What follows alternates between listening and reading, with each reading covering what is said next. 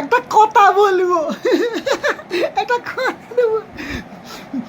বউ জিনিসটা না একেবারে ইলিশ মাছের মতো, অপূর্ব স্বাদ, অপূর্ব স্বাদ, কিন্তু কাঁটাই ভরা, কাঁটাই ভরা, কাঁটাই ভরা, কাঁটাই ভরা গো, কাঁটাই ভরা, কাঁটাই ভরা, ইউ